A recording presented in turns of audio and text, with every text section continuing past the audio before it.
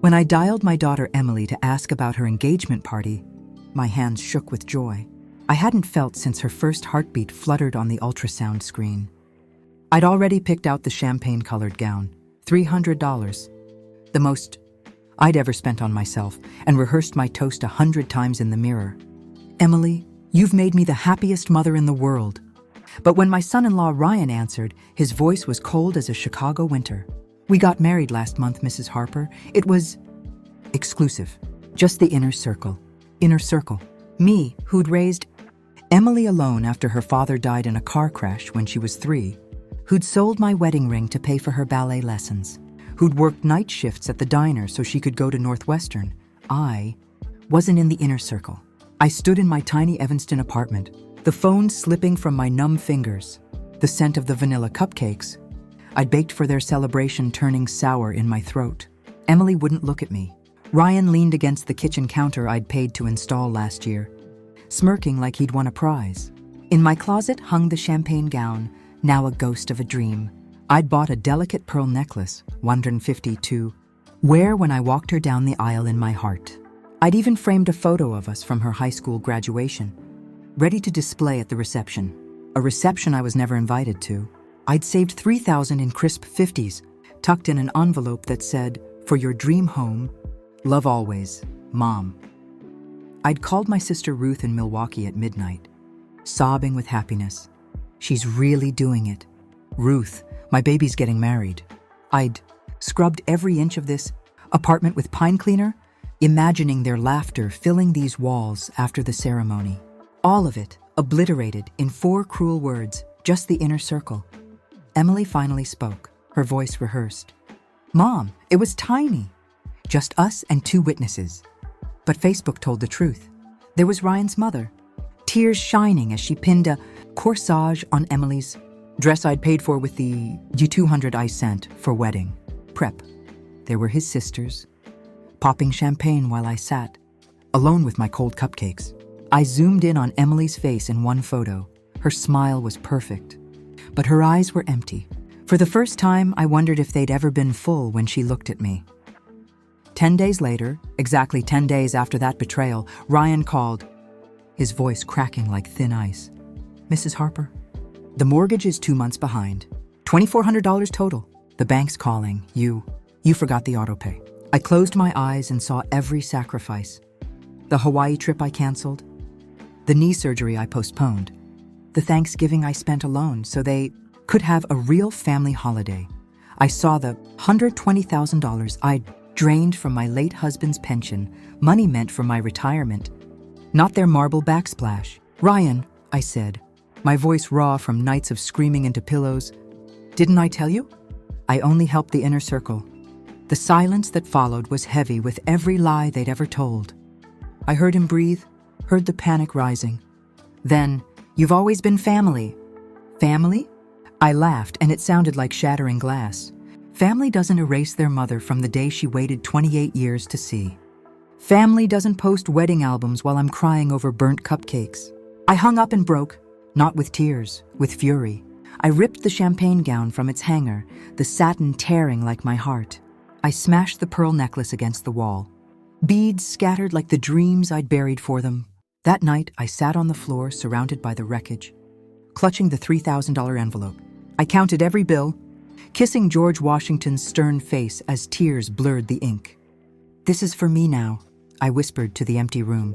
"For the surgery, for the trip, for the life I forgot I had." The next morning, I woke before sunrise, my eyes puffy but sharp.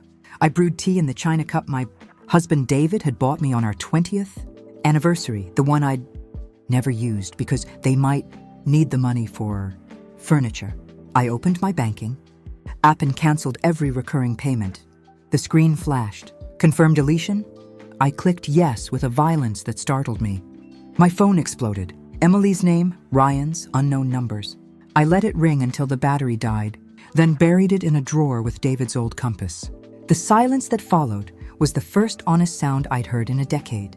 At the credit union, Ms. Lopez, who'd processed my wires for years, gasped when I said, "Cancel everything and block any access from Emily or Ryan."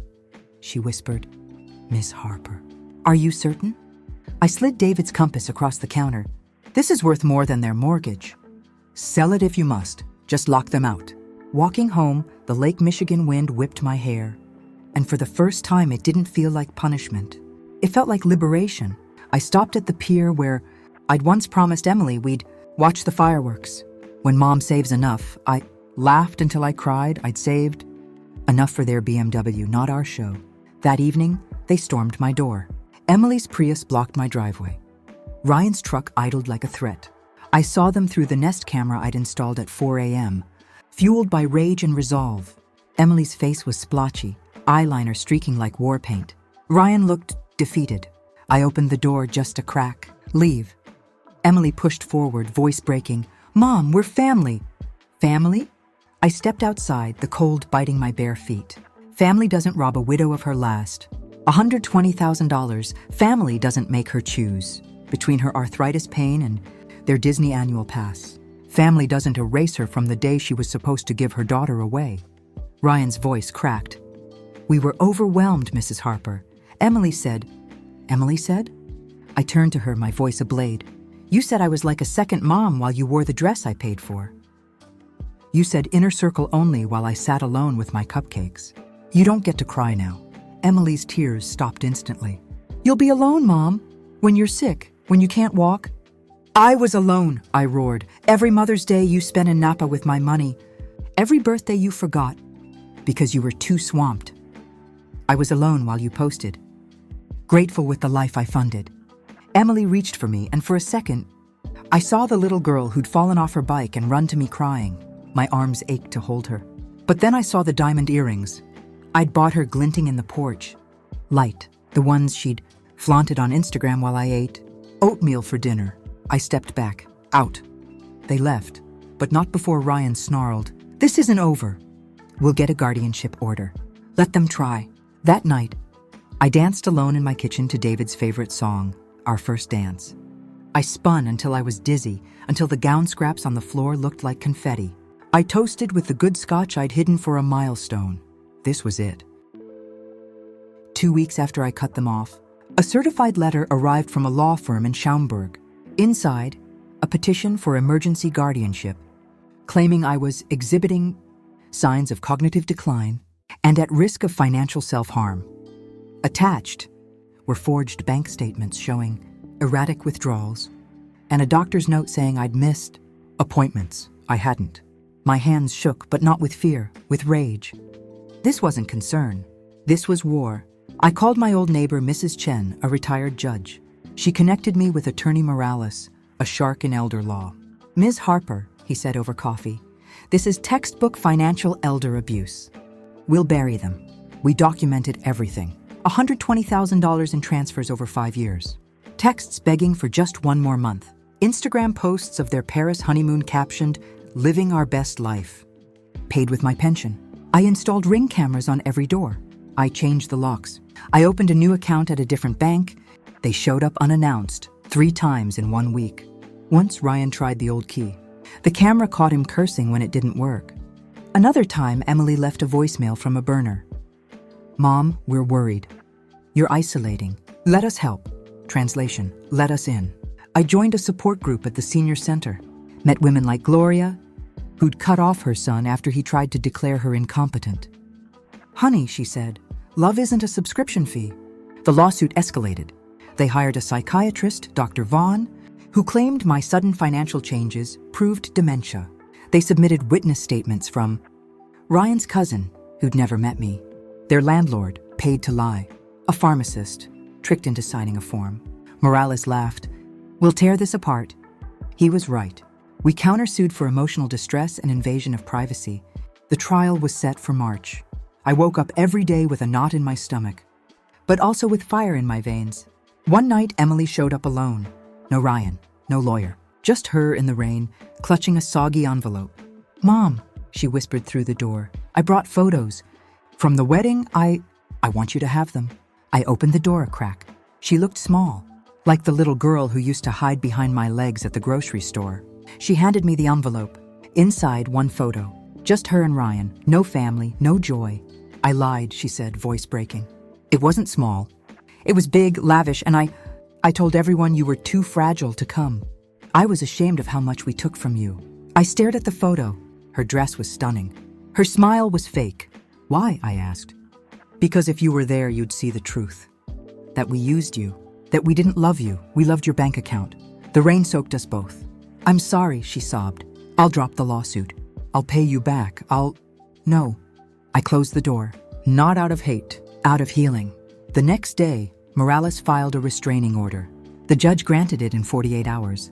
Emily and Ryan were legally barred from contacting me. I won the countersuit.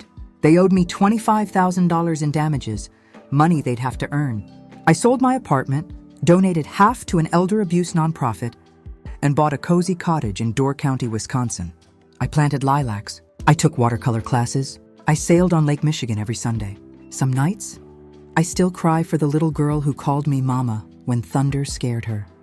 But then I look at the $3,000 framed on my wall.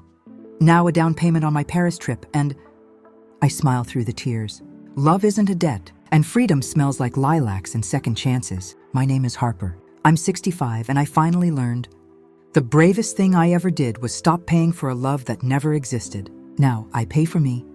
6 months after the trial, I thought I'd won. I was wrong. A knock at 6 a.m. A woman in a navy suit, badge flashing. Miss Harper? Adult Protective Services. We have a court order for a welfare check. My blood turned to ice. They'd gone nuclear. Inside, a new petition, this time state level, claiming I was a danger to myself due to hoarding behavior, my art supplies, paranoia, my security cameras, and refusal of family support, my restraining order. They'd bribed a social worker, forged medical records, even submitted a video deepfake of me wandering confused in my garden. Morales was furious. This is felony fraud. We're going federal. We fought back with forensic analysis proving the video was fake, testimony from my doctor, my neighbors, my art teacher, bank records showing I'd invested wisely, traveled, volunteered. The hearing was in Madison. I wore the champagne gown, altered into a power suit. Emily testified first. She looked broken.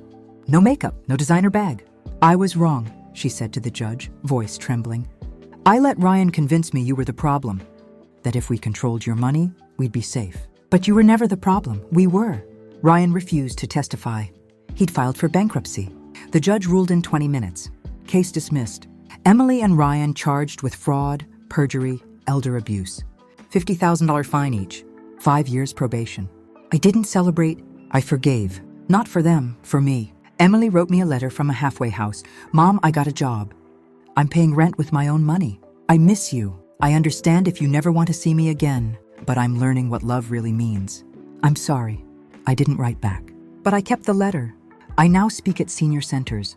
I started a fund, the Inner Circle Project, helping elders reclaim their finances and their dignity. I sail every dawn. I paint sunsets. I dance to David's song Under the Stars. Some nights, I still ache for the little girl who picked dandelions for me. But then I look at the lilacs blooming wild in my yard, planted with my hands, watered with my tears, and I know I was never outside the circle. I was the circle. My name is Harper. I'm 66, and I finally learned the greatest love story I ever lived was the one where I chose myself. If this story set your soul on fire, share it. Comment, would you forgive? And tell me where you found this. I read every word. For more stories of women who rose from ashes, subscribe. Hit the bell. The best revenge is a life beautifully lived. With unbreakable love, Harper, your new favorite 66-year-old warrior,